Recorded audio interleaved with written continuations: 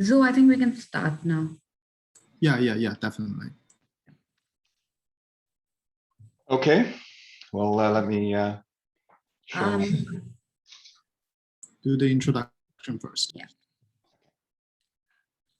Good afternoon, everyone.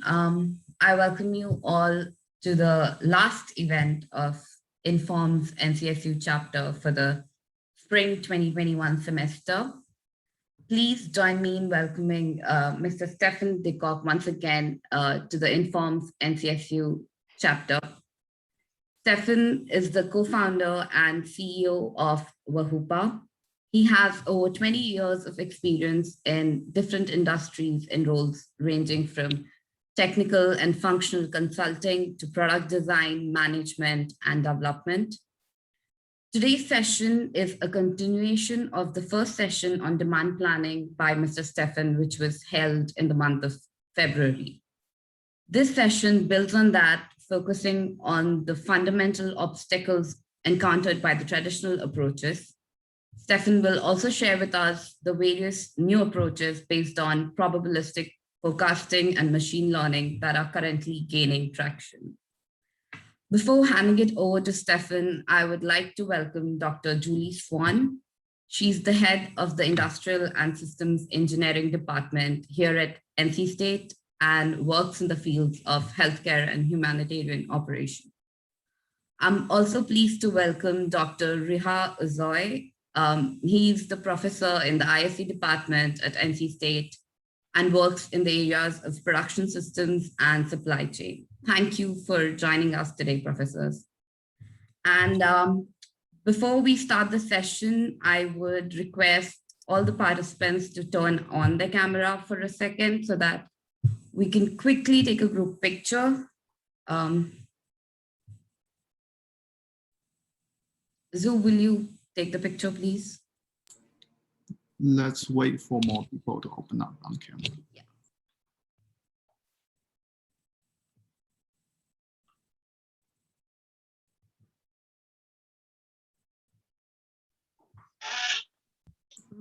All opened. Yeah, I think we can go. Okay, the picture has been taken. All right. Shall I get started? Yes, Stefan, the floor is yours. Okay, so I'm assuming you can all see my screen. Yep, we got it. Okay, so this is a continuation of the session last month. That session, it was, I think, quite a fire hose. So I'm going to try and take the speed down a notch today. And I will touch on a number of the same topics that I was rushing through near the end last time. Some of those topics are quite important, I think, so they warrant a little deeper dive. So as you all know, I do a lot with quotes. I like to sprinkle some in, and so I want to start off and I want to end with some quotes today. The first ones is that you know, a lot of the quotes themselves, you know, they don't come from great people. They just come because people that are just ordinary, you know, they think differently and they make people think about the same topic in a different way, from a different light. And this is an Indian author and statistician, so very applicable to our topic today. An ordinary person like all of us, but he's done some great work, poetry and some nice books. And the second one I want to start off the tone for today is from Admiral Grace Hopper. And this is really, this goes down to the core of what makes innovation not happen, right? What makes innovation not happen is the people that say we've always done something a certain way. And that is the barrier that's being thrown up to anyone who does want to make a change. And unfortunately, it is my experience that the biggest experts in their fields are often the ones throwing up the biggest, we've always done it this way kind of barrier. So as you are all embarking on your careers and you want to make a change in the world, just remember, just because someone's an expert, you can always question them. And I may be considered an expert. You can always question me as well. So if there's anything in here that you do not fully understand or agree with, you're more than welcome to pitch in. So let's get going. So a quick recap from the previous session. So historically, if we've looked at demand forecasting, it's always been this tug of war between, on one side, granularity, and on the other side, causality. On the granularity side, we've discovered that when the data is aggregated from SKUs to product families, from locations to regions or countries, from days to weeks to months, as we get more coarse, things get easier. We lose a lot of the noise, and things get easier to predict. The problem is, of course, that with the noise, we also lose signal, and we get an easier way to determine a pattern that is obscuring some of the detail below. On the other end, we see a number of algorithms that focus more on causality. If we promote, what does that do to our demand? Right, there's a causal impact of the demand that when you run a promotion, your demand goes up. And there's all kinds of causality that you could potentially include. If you're in the home improvement industries, you might look at housing starts, meaning that if homes are sold, very often you're going to see that people are going to improve their homes in the following months. And so when home sales go up, then DIY projects and sales of DIY materials improve. And there's all kinds of these causalities. And what we've historically found is that algorithms that are really good without causality are different algorithms than the ones that are good with causality. So if there's some algorithm that's really good with seasonality, and then another algorithm that is really good with promotions, if you have both, you've got a dilemma, because now you have to pick. Do I take the one that deals with promotions better, or the ones that deals with seasonality better? And that's been a tug of war for the longest time. And now what more and more companies and people are starting to recognize is there's a third party at play, and that person or that party is uncertainty. And all the things that we've been trying to forecast with so-called point forecast, single value time series, has been ignoring the uncertainty that exists. And every time we create a forecast or a plan without taking into account that uncertainty, our forecasts are wrong, and our plans get disrupted. Even before we're done, things have already changed. So uncertainty is a fact of life. It's a fact of real supply chains. And we need to start including that aspect in our forecasts, in our demand plans, and in all our plans, really.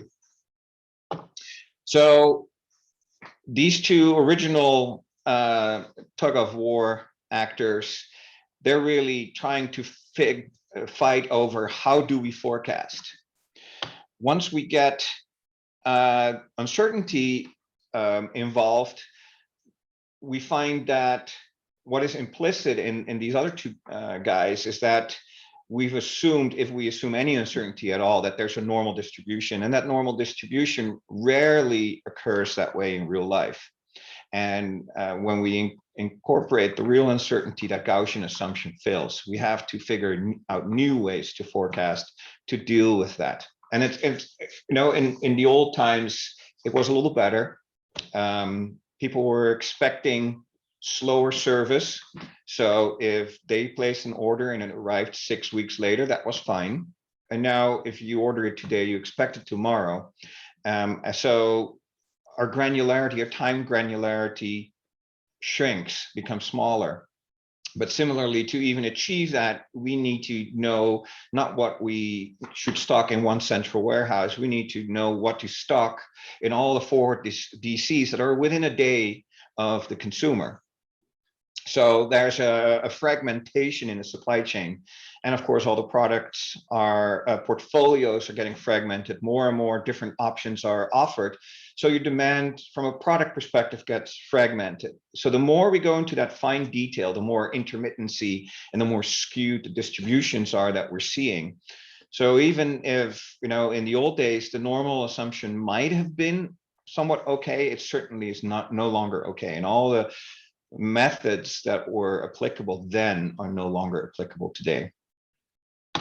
And then finally, a big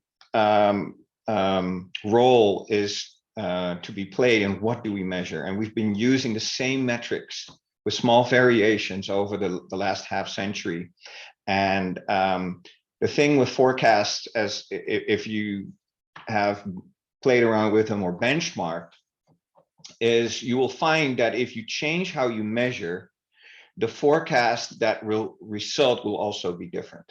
So for example, if you are using some kind of absolute error, you'll find that forecasts that maximize the accuracy of the median will end up getting preferential treatment. Whereas if you're taking a root square error, forecasts that maximize the accuracy of the mean will pop up as the higher ones. And if you measure one with the metric of the other, they will show as being an inferior forecast in the other metric.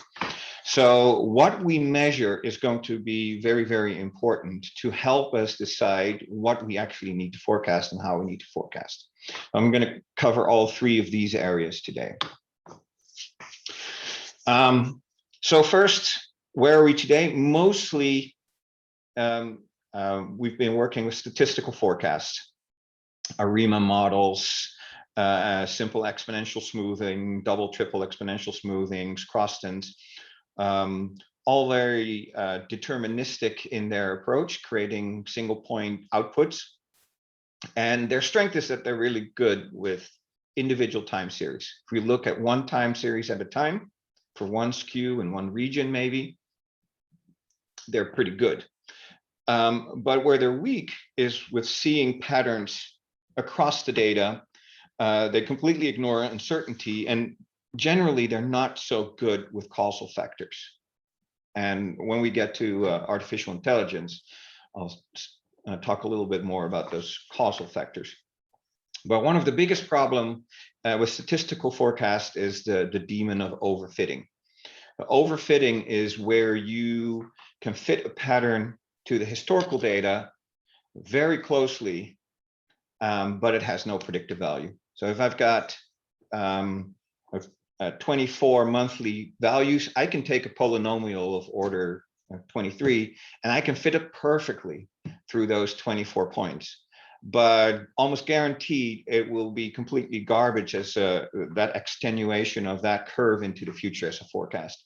So you're always trying in the statistical forecasting perspective to balance how accurate does it fit the historical data versus how predictive will it be in the future. So we're always targeting a less than perfect answer, because the best fit in the history is not necessarily the best fit for the future. And because we're getting pretty horrible accuracy, as I've mentioned last session, 65% is often considered really high accuracy, whereas in other industries, they're talking in number of nines. 6 nines is 99.999% uptime, 2 nines is 99%. And many people have recognized that that's not really acceptable. 65% accuracy, even though it's, many companies would be delighted to achieve that today, it's still not enough. And so collaborative planning is a way where we say, look, the engine doesn't know everything. We've got more information, and we're going to supplement the information the engine has with our own knowledge of the market or what the customer that we've spoken to is going to say. But more often than not, it's actually degraded into trying to combat the problems of the statistical engine in the first place. So if there were truly exceptional situations that you'd want to tell the engine to deal with, you'd expect your average sales representative to make maybe one, maybe two big changes every month to the forecast. In fact, in real life, they're making hundreds of changes all over the place. And they range from maybe the occasional large one, but most of them are tiny to medium-sized changes. So they've really over-engineered this whole collaborative approach. So if we now go to what are the different tacks that various groups and companies are trying to pursue to fix these problems, there's a group that will double down on these statistical forecasts, and they're trying to squeeze out extra drops of accuracy, and they're now providing so-called ranges. So if you hear things such as a range forecast, it's basically some confidence range around that point forecast that they already had, and they assume there's a normal distribution. And so if you want a 95% confidence range, you take the normal distribution of the residual forecast error and pinpoint the points on that distribution, and that's your confidence range. It still, of course, has all the same weaknesses as before. On the other end of the spectrum, there's this demand-driven. The demand-driven approaches, and what they basically do is they give up on forecasts. Although they will say that there's a forecast in the tactical and the strategic time ranges, but once we go down into the more operational time ranges, they basically said, forecasts are evil, don't use them. And it has some good strengths, which I'll go into in more detail. But it also has weaknesses, right? It's by virtue of only acting on the things that are known, it has a very short time horizon. And one area that is maybe even more hyped than the demand-driven approach is artificial intelligence, machine learning. And this is in recognition that the causal effects have tremendous impact on demand. If I run a promotion, it's not just that I'm doubling demand, the demand might be tenfold for a period of time. So any accuracy that you could squeeze out by not including these causal factors is dwarfed by the disruption that happens when they do occur. Now, in a statistical forecast, you could say a promotion happened, and so this is what the impact is going to be. When you're going artificial intelligence, you can include all the attributes of the product, all the attributes of the market, all the attributes of the promotion, and then look for what the combination of all these factors does to the forecast. So you might find that in some region, having a 20% increase has a similar effect as having a 25% increases in another region or another type of product where there's a hostess present or not. So the artificial intelligence allows you to really include thousands, if you will, of all these different attributes and let it determine which are the significant ones that really make an impact on the demand pattern. But its weakness is, at least for now, still the individual time series. So you still need an answer for time series, and it still has an even bigger problem of overfitting than the statistical forecasts do. Not only does it overfit the data itself, it also overfits the metrics that you're trying to target. So the last bucket, the last approach that I'm going to cover, there's of course more approaches, but these are the four big ones.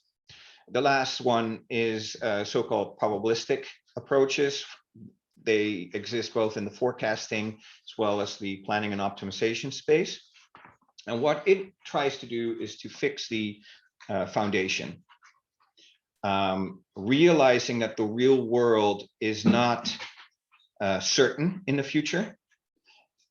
Take one step back and say, we're going to model every single data point that is uncertain as a whole probability distribution.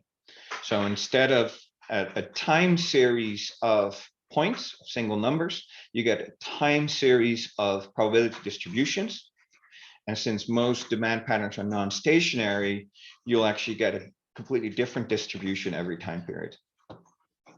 Okay, and it too has a weakness, and that is its patterns across data. Once you give it the causal factors, it will incorporate those really accurately, but it cannot discover those causal factors by itself very accurately.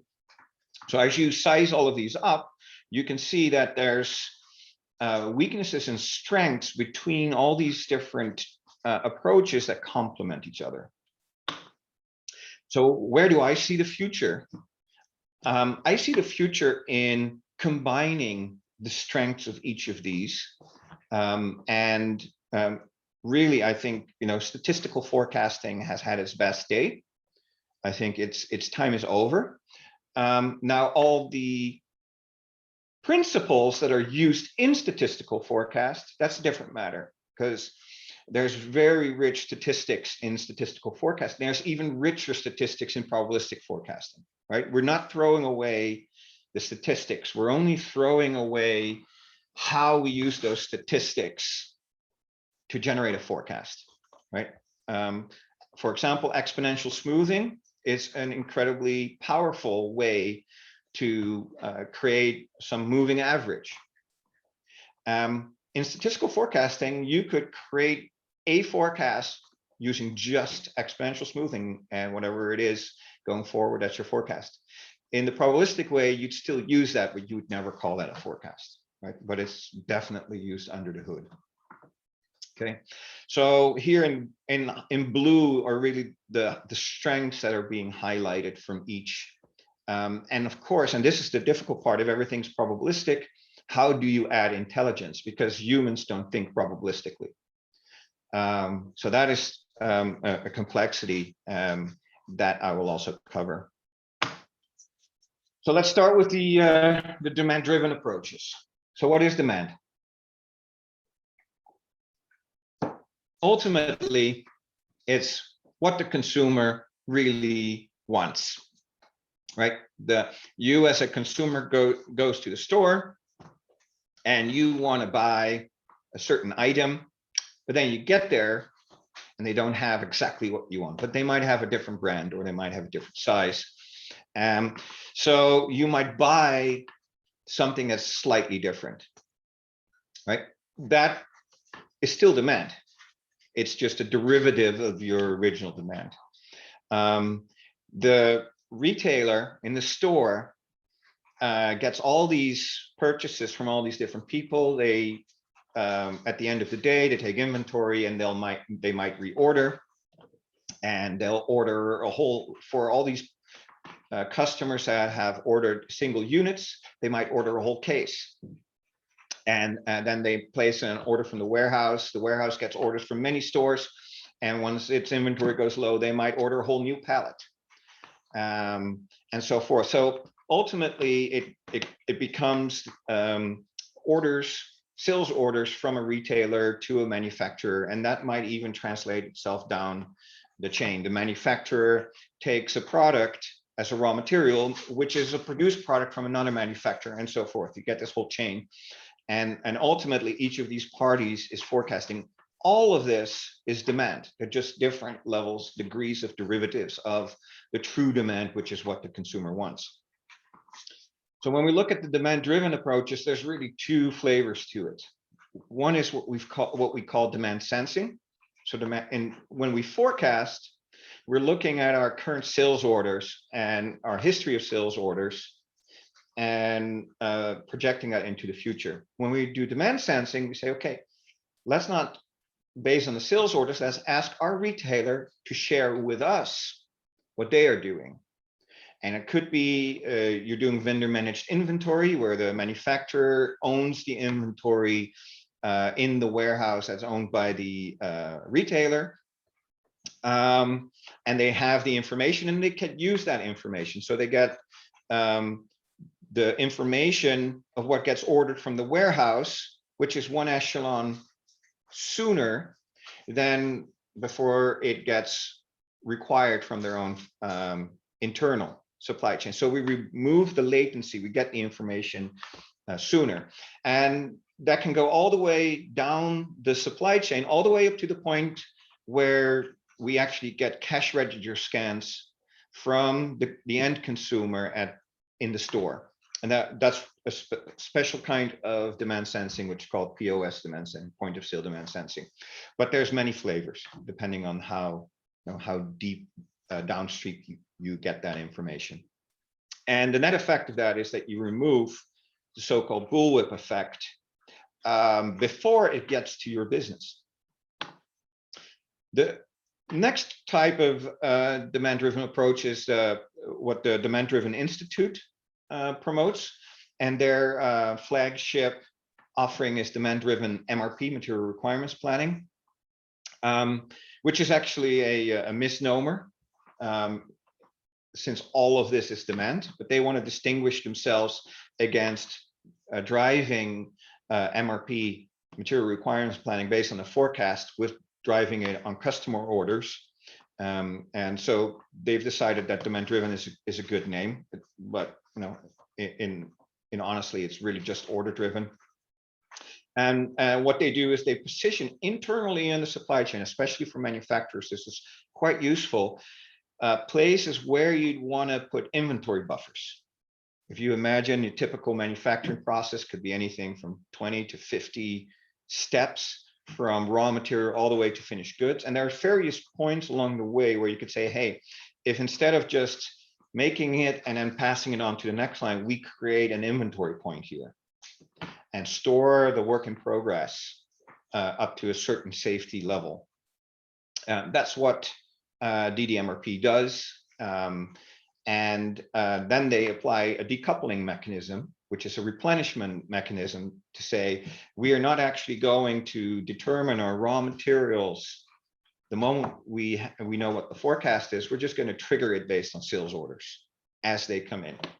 And every decoupling point on its own decides what it needs without vision of what's coming further down the pipe. So instead of one big lead time all the way through the whole manufacturing process, you chop it up into chunks and you act on every chunk at the very same time. So you're basically condensing your effective lead time. And since most of the uncertainty happens during your lead time, by reducing that lead time, you could take a typical lead time from raw material to finished good, 45 days, and you can take that down to a week. Now your uncertainty has dramatically shrunk. So all your buffers, even though you've got buffers in more places, all of them can shrink, and all of them are not as prone to error and things that you missed forecasted, because not as much can go wrong or unexpectedly within 1 week as can go wrong or unexpectedly within 9 weeks, or whatever that amount of time is that you can shrink it from. Okay, so in effect, what that does, it removes the internal bullwhip effect. So just two warnings here. One is that a lot of demand sensing software exists, but all of them really combine two things: true demand sensing, which is getting your data downstream, with some kind of forecast. A lot of them is pattern recognition, because they can't really use that detailed data to generate forecasts really far into the future. But they can recognize patterns and extend those patterns into the near future and maybe a couple more weeks.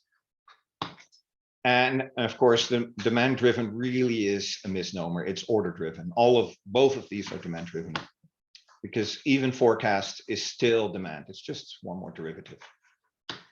So we want to visualize this, especially the effect on the bullwhip. Let's assume that we've got an example supply chain here. On the right are the end consumers, on the left are the suppliers, and let's assume our enterprise as a manufacturer is somewhere in the middle. But our enterprise is part of this whole supply chain. Demand will traverse all the way from the consumer all the way back, and supply will traverse in the opposite direction all the way from your supplier's supplier all the way to your customer's customer. In each of these steps, there's a delay. On the demand side, there's order lead times. On the supply side, there's supply lead times. And all of these delay cause us to have to make decisions without knowing yet what's coming. And all these lead times accumulate. So ultimately, for us to know, if you're an extreme example, if you want to know what you're going to need in the store for a fashion item, you would have already need to place orders with the raw material producers and the dyeing factories and the garment processing a year in advance, right? So there's a lot of uncertainty that's caused by all these different lead times. And what happens, this bullwhip effect, is that small little variations in demand and uncertainties in demand on the demand side start to amplify as you go through the supply chain. And they become bigger and bigger and bigger until they go out of control at the very end on the supplier side. By the way, nice piece of trivia.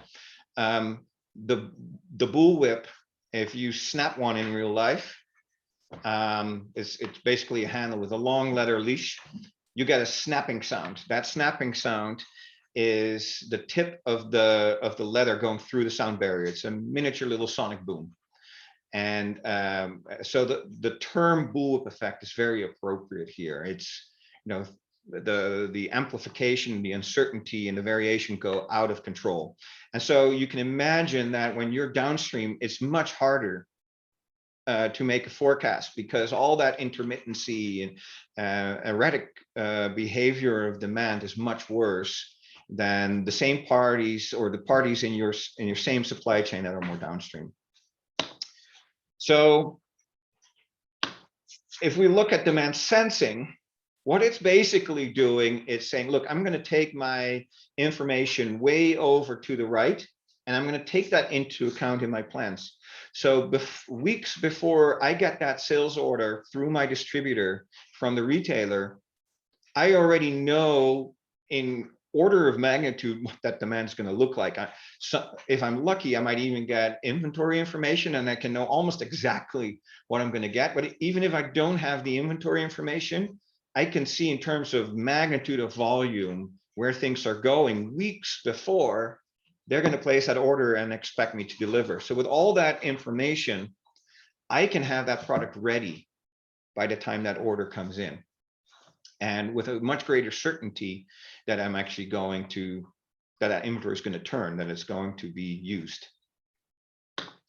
And so the whole deal here is to remove that latency and know that if you're getting information from 10,000 stores and you aggregate all that data, it's going to be a smooth signal, exactly the kind of thing, you know, that a lot of our math loves to work with, versus all that batching that occurs, whole pallets. If every day all these customers in all these stores were ordering units, onesies and twosies, and now I'm getting a big order to replenish a whole truckload at once, I'm not going to send a whole big truckload all at once more than once a week, right? So we've now got this much more intermittent demand signal with much bigger quantities all at once. It's very hard to forecast. So that's what we take away. Now there's a couple of problems here, in that there needs to be trust relation to your customers, and sometimes your customers' customers needs to be okay with sharing the information with their suppliers. Now, and if you imagine that the same parties are negotiating contracts, if you take this much from me, I'll give you a better deal. And the more you share, the weaker your position in these negotiations. So this is not an easy problem to solve, because if you're providing that information, you're eroding your negotiation position. At the same time, a lot of different companies simply cannot provide that data.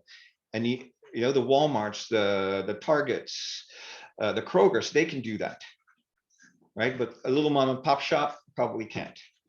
And all those companies that can provide it all use different systems with different data structures. So it's still a big hassle to combine, to cleanse and normalize all that data so that you can use it. And finally, now you've got the demand that's cleansed in a single format.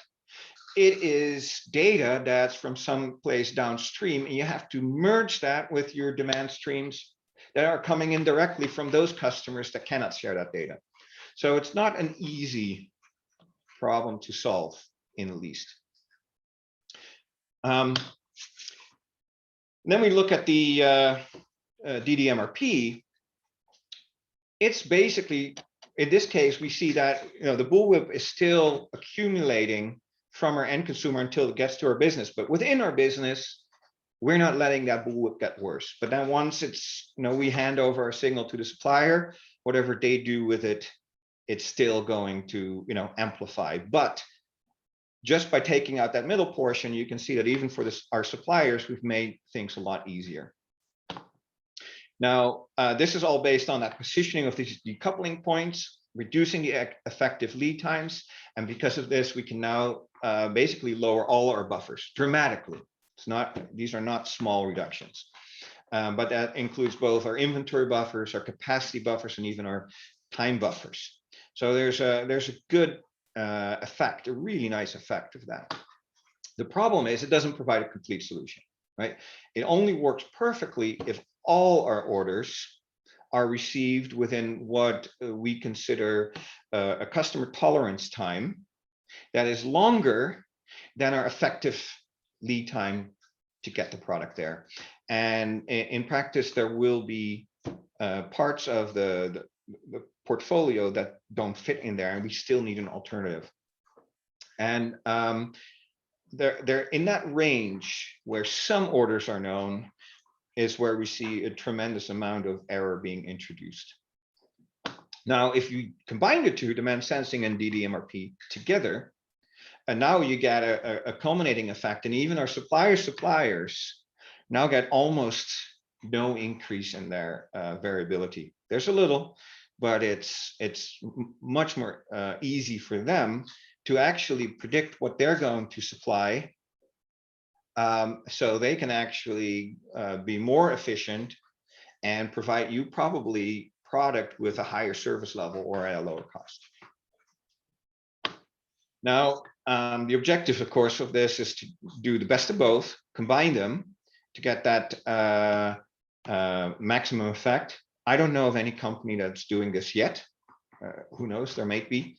But there's a problem in that there needs to be a logic. So DDMRP is very single-minded, if you will, in the type of information that they can use as an input, and they need to open that up to try and take sensed demand, not just sales orders. And that is, it's not going to come from the Demanddriven Institute. It's going to come from probably software vendors that are experimenting around the whole concept of DDMRP. And ultimately, it still doesn't work with a statistical forecast, right? And that is because of uncertainty. So let's switch to uncertainty. So this is another slide that I briefly went through the last session. So, but this is one that really explains well what the types of things are that we cannot capture in statistical forecast. So if you look at these two weekly demand patterns, let's say these are historical demand patterns, and the weekly quantities of those two are identical. The difference is that the top one is made up of many small orders, where the bottom one is made of a few large orders. Now, a statistical forecast would say, well, I'm looking at the weekly quantity, so of course the forecast is going to be identical. But if we take into account the makeup of the order sizes, we'll actually find that the uncertainty of the top one is a lot less than the uncertainty of the bottom one, which is indicated by these blue shaded bars. But even the level itself might change because of that.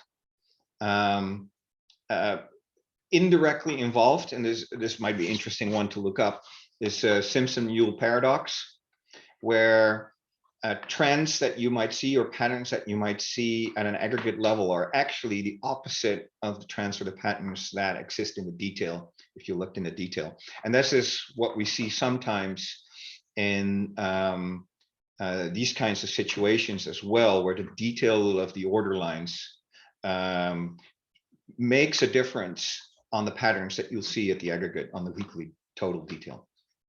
So both the level and the dispersion may end up very differently, but that also means that your cycle stock, which is proportional to the level, and your safety stock, which is proportional to your dispersion, will also be very different. And the key thing to recognize is that if you're using an approach that only looks at those period quantities, has no way of knowing which is which. It is impossible, right? And so this is an example of where just the makeup of the orders that make up the quantity makes a difference. But the same thing occurs with seasonality, with trends, you name it. Everything where there is more detail, it will expose these kinds of signals that you lose when you aggregate. Okay, so this is the basic recognition of why a probabilistic forecasting is required, why we need to look at uncertainty, why it has real world impact on the size and efficiency of our buffers. And so we think about it, if we start with here, how does a probabilistic forecast work? We start with determining what is the noise and what's the signal in the data that we have. So we don't do anything and we just look at this very seasonal demand pattern in green bars, we would get, and we assume that this is a stationary distribution that represent it, we get a big fat bar that's all noise. And we could say this is a forecast, but it's definitely not a good forecast. It has a very low precision, to be exact, and I'll go into that in a little bit as well. So what we now want to do is we want to decompose that into all these various parts and extract signal from each of those. This could be things such as the order lines, but the levels, the trans-seasonality, promotions, new product introductions, even cannibalization of promotions for one product on another product, where your demand of your promoted item will go up, but demand of a related item might go down, or even cannibalization, if you have that information, of competitor promotions. And we're going to have to go on a finer granularity than just a period quantity type granularity. We're going to have to go down all the way to the individual order line. Now, we can now split that signal or that pattern into one noise and as many signals as we want. I'm showing here one signal. In this case, it's the seasonality. But the important thing to recognize is that both the signals, the many different signals, as well as the noise, are whole distribution, probability distributions in their own right. The difference being that signal is different per time period, whereas the noise is static. It's going to be the same all across. And if you've ever had a discussion or seen these forecasts where they have a cone of uncertainty, where the width of your uncertainty, the breadth of your uncertainty in the future gets wider and wider, that's generally captured in the trend signal, right? So the seasonality is not going to change. The uncertainty of your seasonality is not really going to change over time. If you predict that 3 years from now, 2 years, 1 year from now, it's still going to be more or less the same. But if you want to know how we're going to trend, and that is definitely going to get more and more uncertain, dramatically more uncertain. So in the traditional way, you can choose to have a linear trend or an exponential trend or a dampened trend. Well, all of those are really part of the same cone in the probabilistic view of things. And then, so we do all of that in the past, and then in the future, we recompose it. So we take whatever is the remaining noise, that's basically our base level, and that will become our base level forecast into the future. And then we reapply all the different signals. Things such as seasonality, well, that will be exactly the same thing applied in the future as it was in history. But trends will be different. Causal effects will be timed at different moments in time, and maybe there's different combinations of factors within a causal that has never occurred before. All of those things need to be reapplied in the future. So if you think about it, we're not assuming here that history repeats itself. We're assuming that the things that occurred in the past, if they occur again in the future, they will repeat itself. It's a slightly different perspective, but I think it's a much more versatile one. Now, the problem here is, first of all, for all these different signals that we want to extract, can we get enough data for each of them? And some companies, there really isn't that much data. It becomes hard to get the data. But rest assured that at the very least, you're not going to be worse than a statistical forecast, right? But you can keep on adding up, mounting up more and more different aspects that could contribute to signal. And if there is signal, it will extract it and it will make it better. If there's not, no effect, right? So, but having that data available is going to be pretty important. And then, of course, what's the other big problem? That combining distributions in the future, that is really difficult. If I'm taking a statistical forecast and I'm applying a seasonal index and a trend multiplication factor, that's easy, right? We're adding and multiplying single numbers. You cannot do that with probability distribution. So what you're going to need is a probabilistic arithmetic. And so it's not easy, but it is way more accurate. So that is really our problem. How do we develop these probabilistic forecasting algorithms? So if we look at forecast consumption, so forecast consumption, you don't hear about a lot, but I think is one of the most important areas to focus on. If we look at the very near term, the area where DDMRP is in its sweet spot, we have all the orders we want. We're in the time range where we know all orders. Why bother with a forecast if you know what's going to happen? There's no problem there. But if you look at the far end, we need a forecast, right? We have no orders, 3 months, a year, 2 years in the future, there's no orders. A forecast is all that we can use. The problem is in that gray area where some of the orders are known, and what do we do with it? And in a traditional way, there's various levels of cleverness to determine what happens in the middle. But most companies still use the very simple approach that you take the maximum of your forecast and your orders to date. That is your total demand. And if you don't have any orders yet, well, it's your forecast. Whereas if you have some orders, the difference is your net forecast, the part that's remaining. But if your orders happen to exceed your forecast already, then our total demand is whatever is the orders, and our net forecast is reduced to 0. There's a lot of things wrong with that approach, but one of them is you're introducing bias, right? You're only ever adjusting up, never adjusting down. So if you compare the left, which is like the value, this is an anecdotal level of value, if you will.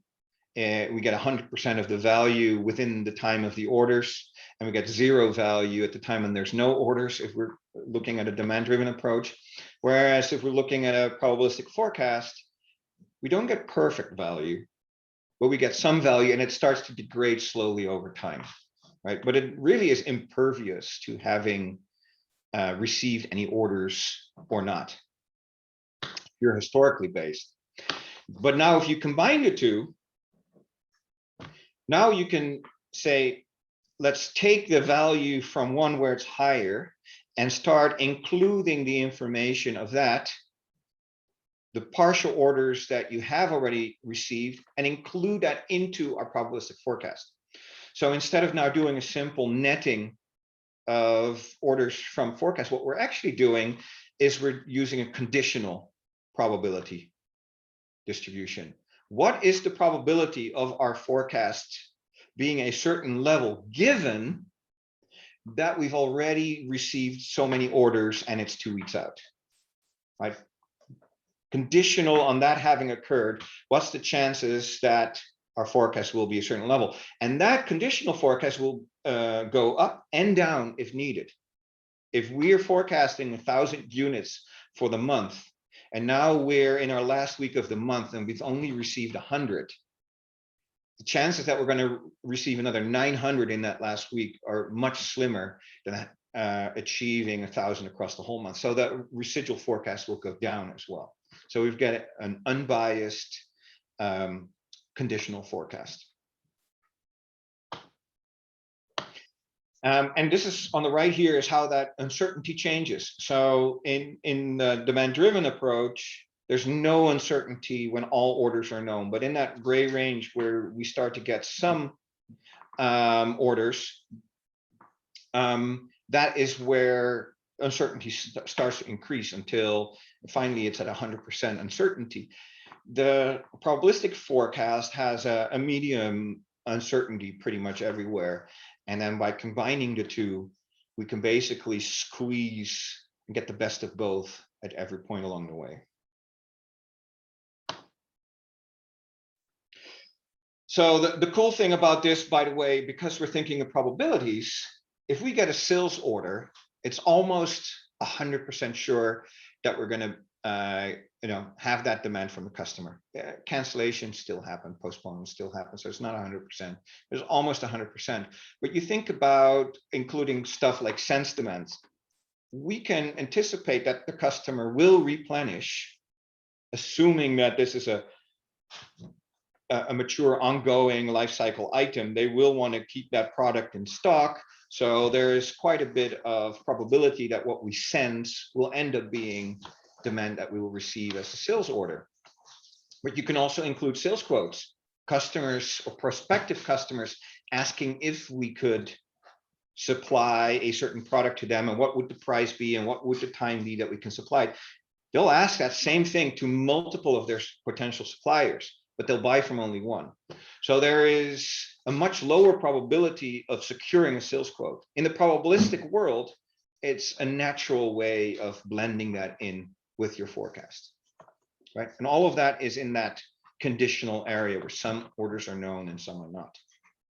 So this is the area where the biggest amount of error gets introduced in most supply chains from the demand side. And this is where, this is really an underserved area, in my opinion. Okay, so we've discussed demand-driven. How can we know for sure or almost for sure and avoid using forecasts? We've done probabilistic. How can we express things in terms of uncertainty? And then here, now we get to artificial intelligence. Now, what are the strengths of artificial intelligence? And there's many different approaches. The three most common ones that you'll see are the ones listed here: clustering, regression, and classification.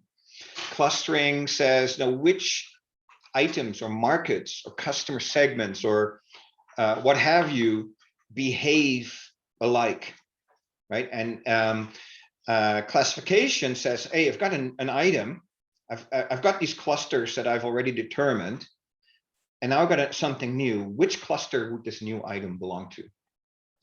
And the regression part is, what's the quantitative effect of any items that belong in this cluster? And you can have different clusters for seasonality, for promotions, for effective the weather, you name it, right? So just because two items behave very similar seasonally, they might respond very different to the Super Bowl happening, or buy one get one, right? So you would create different clusters using artificial intelligence for all of that.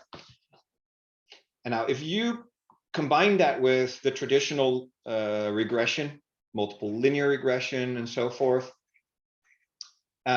you can include a couple of factors, maybe 10. After that, it starts to degrade real rapidly. But with machine learning, you can throw in 1,000, right? It'll tell you which ones are the most effective ones. So it definitely is a much better way of finding these patterns across data, across hierarchies and relationships of data. And then you can superimpose it into your probabilistic forecast.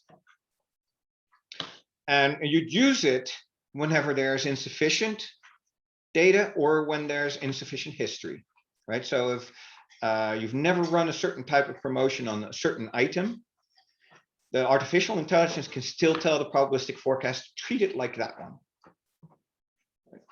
one. So there's many problems here. Most of the ones are here, like, is it explainable, the output? Do we need to supervise it, and is there enough data? But there's also an area where, for now, artificial intelligence is still weak, which is in time series. Right now, if we compare it, and for example, if you look at the M5 competition, forecasting competition, you'll see that the top 50 candidates were almost all the same gradient boosting algorithm that beat all the statistical engines. Why? Because that data, Walmart store data, was very rich in causal effects. And a lot of those effects were across different time series. This is where artificial is strong, right? Dealing with these causal effects and hierarchies. But it's still not nearly as strong as probabilistic forecasts, right? And the biggest problem here is that it's overfitting. It has that same problem that statistical algorithms do, is that it finds correlations that are spurious. And not only that, it's also overfitting the metrics. So if you use one metric or another metric, it will make the world a different what the pattern is that it's going to find, right? So your choice of metrics is going to be very, very important.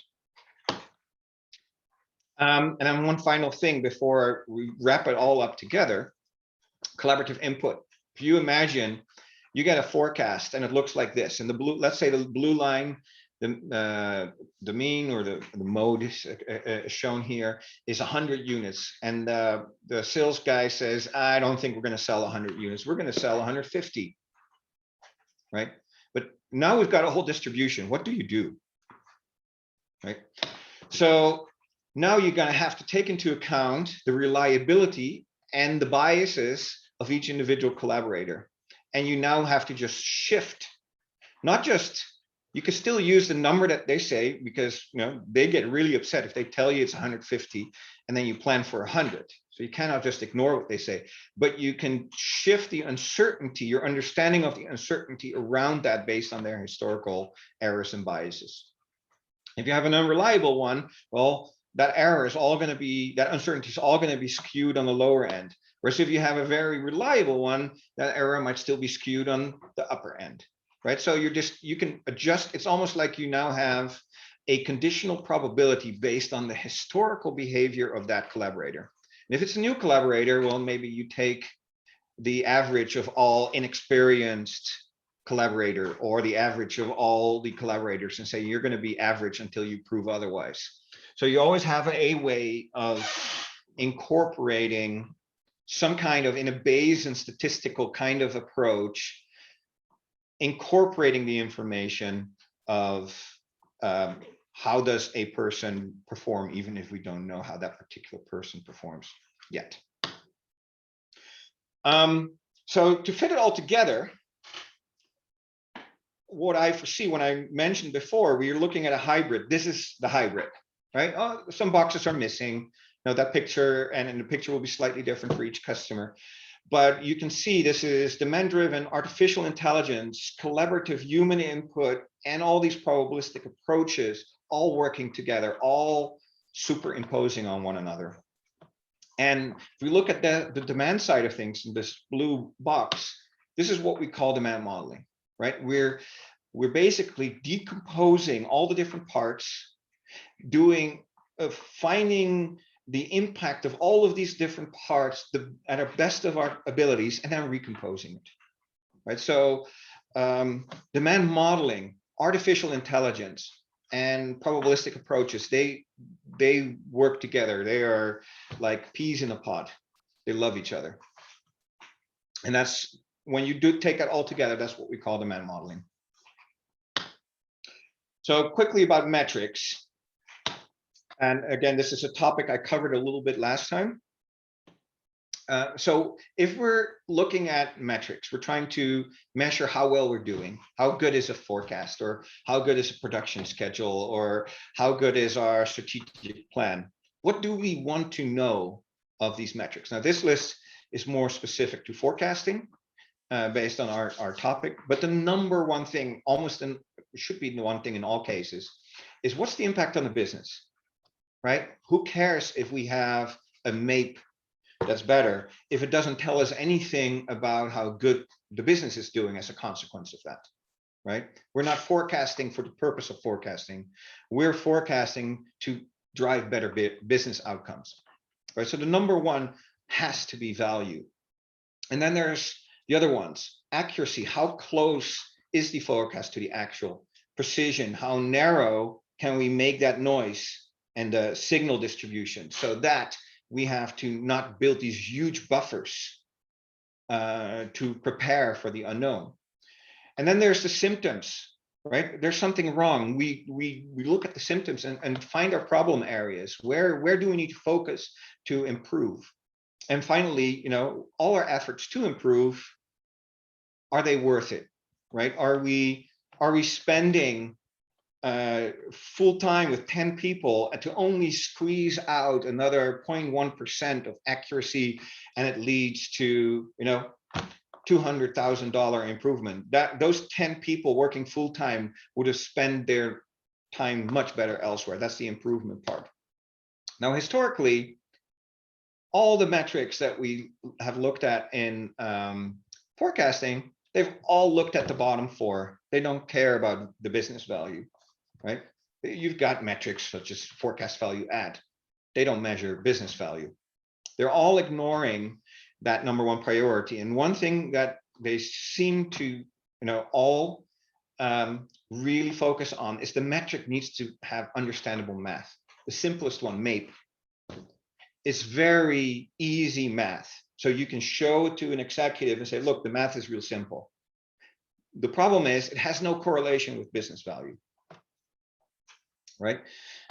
Whereas if we want to innovate, we really need to innovate based on business value. We need to focus on those things which bring more efficiency, more sustainability, more profitability to the business, right? And it doesn't matter if the math is understandable, the results need to be understandable. If the results are understandable, the business will act on it, right? I can compare it with my car, right? Right now, my car has got stuff under the hood that I don't know what it does. It's all computer driven, but I trust my car to get me safely to my destinations, right? It warns me when I'm switching lanes and there's a car next to me. It turns on the windshield wiper when it starts to rain. It turns on my headlights when it gets too dark. It does all these things automatically. There's a lot of sophistication. I don't understand how it works, but I can see the effect, and I have trust in it. That's where I think innovation needs to take us as well, to trust that whatever is coming out of the system is credible, accurate, right? And of course, there needs to be a lot of visual feedback to make that happen, but we don't have to worry as much anymore about avoiding black boxes as we've done in the past. Now, another key thing to recognize is that all of these different purposes need different metrics. You can't use one metric and assume it does well across the board, right? And the best approach is to find first what you need to do or what you need to know, and then decide what's the best metric to support that. And all these metrics need to be complementary, right? So here's a couple of examples of different metrics that you might use for each of these. Some of them are well known, maybe like the MAPE. Now, traditionally, that's being used to measure accuracy or some error blend between accuracy and precision. It's horrible at that. But that doesn't mean it doesn't have a purpose. If you want to find out where things are going wrong, that's where the MAPE comes in, right? So all of these metrics that we have, they're good. But if your problem is a screw, don't use a hammer. Okay. So this is another slide that I showed last time, just to get things back in perspective, the difference between accuracy and precision, right? Accuracy is how close are we to target. Precision is how close are our shots together, if you will. And this is true across all domains except forecasting. In forecasting, because of this deterministic view, we haven't been able to distinguish between these two. And so you'll hear terms thrown around like accuracy and precision that aren't actually accuracy and precision as the world in general understands it to be. So keep an open mind on that. Now, the question, which matters more? Well, let's imagine those dartboards are gone. Okay, look at that. From left to right, that's the difference in accuracy. We have no clue. We have no clue between the ones on the left and the ones on the right, which one's more accurate. But between top and bottom, you can very clearly distinguish which is more precise, right? So the same thing happens. The same thing happens when we are forecasting. The target is not known until after the fact. So precision is something that we can know at the time of forecasting, and we can buffer with inventory, with lead times, with manufacturing capacity, transportation. We can buffer ahead for the known level of precision that we have. The accuracy is the one that we can only measure afterwards. But it requires these different metrics. So here on the left is the traditional view. This is what bias and error look like. And as you can see, the little red vertical line in each of those two graphs on the bottom left, that's what everything's measured upon. And that whole distribution of the potential outcomes of your forecast is really ignored in these metrics. In the probabilistic view, we're actually looking at the whole distribution, both the accuracy and precision. But one is looking vertical and the other one is looking horizontal. They're completely orthogonal. It's a thing of beauty, right? They tell completely different things about the same thing. And it is important to recognize that if we go to all that trouble to create a probabilistic forecast, that then measuring it the old-fashioned way does us no good, right? We spent all that effort to try and determine this whole distribution and then ignore it. And I've always said, when I go and I solve problems for these companies, these supply chain companies, no company I've ever been to have gotten in trouble because their average was wrong. They all got in trouble because they're either on the far right extreme or on the far left extreme, right? It's the tails that matter in business. They're part of that distribution. They're not part of the metrics that we're measuring traditionally. I'm going to go quickly through here. A couple of examples. You all get the slide deck, so you can look at the examples later. But just to bring it back together, if you have a statistical forecast, you're basically saying a single number. If you imagine throwing 2 dice repeatedly, you predict that your outcome is going to be 7 every single time. If you have a probabilistic forecast, it says, no, that's the one on the right. The probabilistic forecast says you're going to have these odds that you're going to go throw 2 or 3 or 4 and so forth. Yes, the mode and the mean and the median in this case are all equal to 7, but there are other options. Now, if you have a probabilistic error metric, it will say if these dice were fair and you actually predicted this distribution, you throw often enough, you're getting an error of 0%. The statistical forecast requiring a statistical metric will say you have 40%, but that's not an error. That's the natural variability that occurs that you failed to properly distinguish from the error, right? The deterministic metrics are incapable of distinguishing between natural variability and true error. And that's why you also cannot determine how much to improve where, because it's all on a fuzzy scale that you don't know where it is. So the left is accurate, precise. The right is accurate. Again, accuracy is what we care about the most. That's all our disruption, all our expediting, all that stuff is all caused by lack of accuracy. The size of our buffers, that's caused by precision, imprecision. So 2 last slides, 1 lessons and 1 conclusion. So the lessons, normally you end a presentation with the lessons from the presentation. In this case, I'm going to end with the lessons from the various domains that I've covered. So in statistical forecasting, some of the lessons we've learned is that if you use just point forecast, it leads to horrible result. 65% accuracy is not acceptable. Sorry, even if it's really state of the art for most companies doing it. And trying harder, as we've been doing for decades and decades, doing the same thing is not going to yield better results. So we've got this self-imposed glass ceiling of obtainable accuracy. We're not going to break through it. Einstein had something to say about that. And finally, overfitting is a huge problem, right? Now, if we match that up with artificial intelligence, it too has that overfitting problem.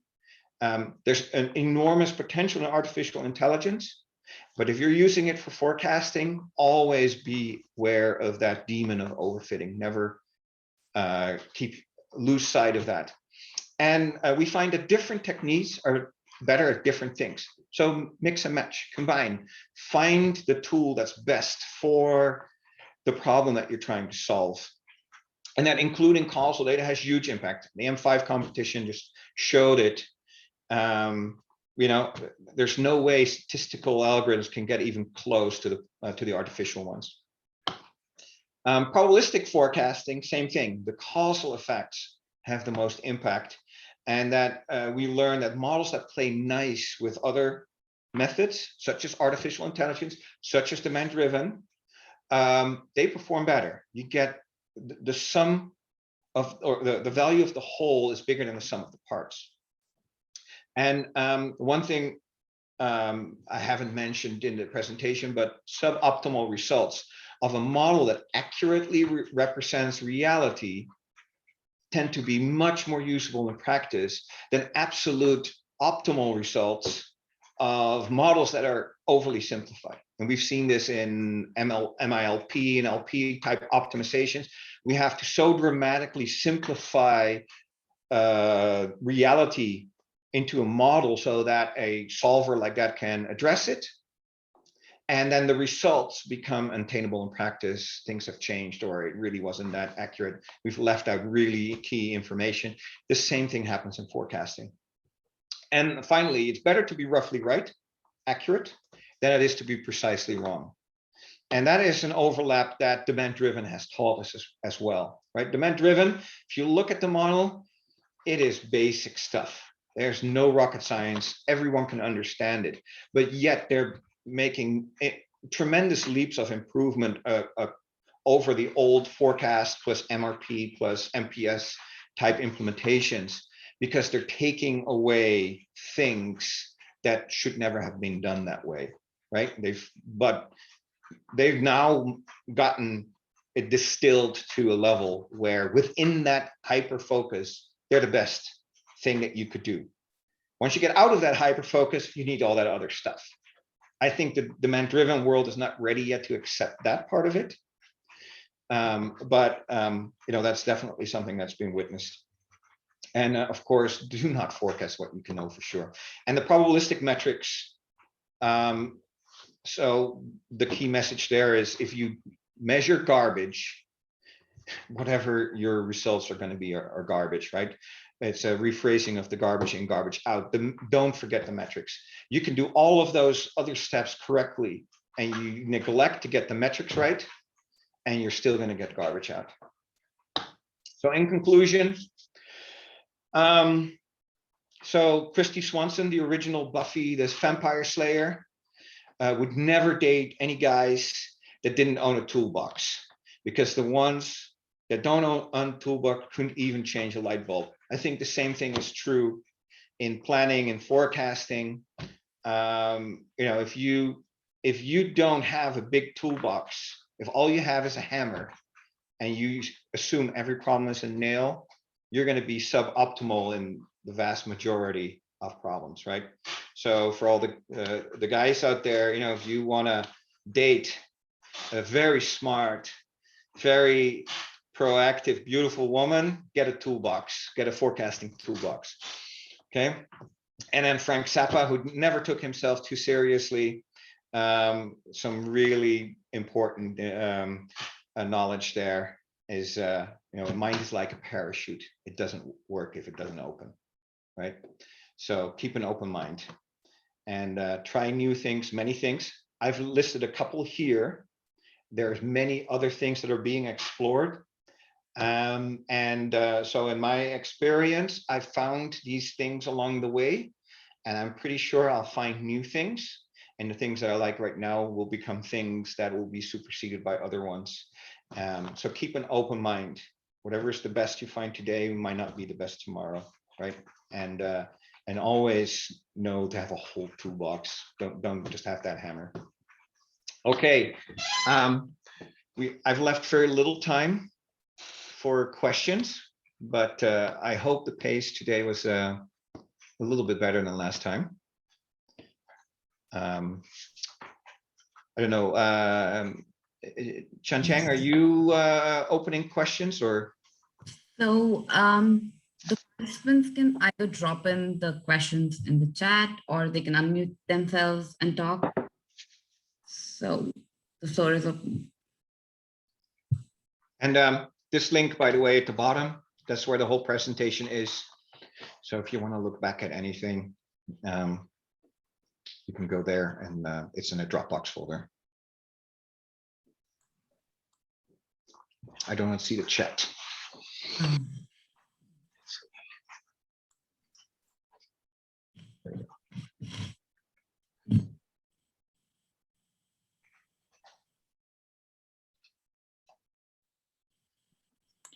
I think recently I'm taking a class that involves a project called Support Vector Machine Model. Do you include? Is this model included in one location of the toolbox that you introduced for today? Well, it probably should be in there. So I have not been very specific about which tools. So for probabilistic forecasting, there's many different methods. For artificial intelligence, there's even more methods. And everything has its pros and its cons. So find the ones, what I like to do is I like to find the tools that best complement each other. Just like the metrics that best complement each other, find the tools that best complement each other.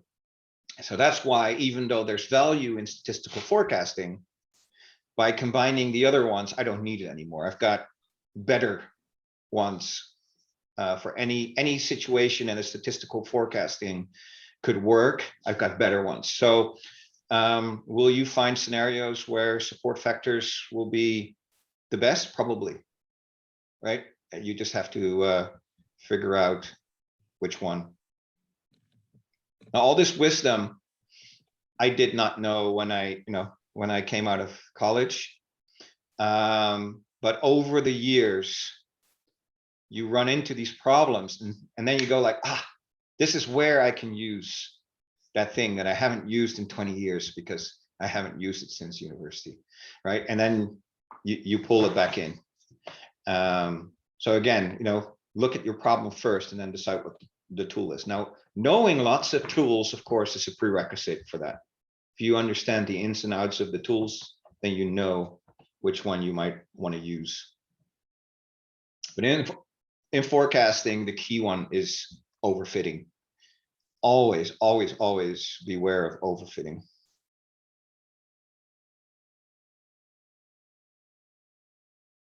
And I'm not too deep in the support factors to know what the risk of overfitting is with those. I'm imagining it's going to be dependent on the granularity of your data as much as the parameters of the model. Yeah. We have any more questions? Does anyone want to ask something or comment?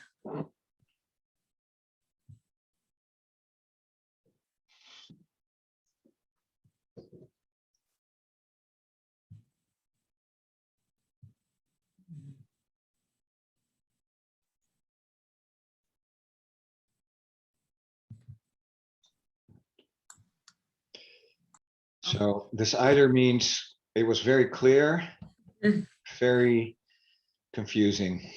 No, I think it was really clear and interesting. So I think then if there are no more questions, we can probably conclude the session. I would like to thank Stefan on behalf of the Informs NCSU student chapter for sharing his knowledge and expertise with us. I thoroughly enjoyed the session, and I'm sure all of us who attended it. It was really informative and relevant to us. Thank you so much for taking out your time for this, Stefan. You're welcome. More than welcome. And I would also like to thank all the participants for attending not only this session, but all the other sessions that Informs NCSU chapter has hosted so far. It is because of you guys that we were motivated to conduct more and more and better sessions.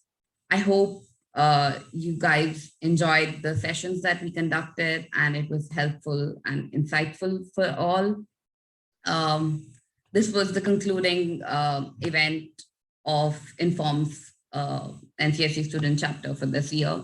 So I thank you all for supporting us through this year. And lastly, we'll be giving out some goodies that we got from Informs for all the participants who attended this event. And we'll drop in an email with the where and when details of that soon. Thank you. Thank you, everyone. Thank you.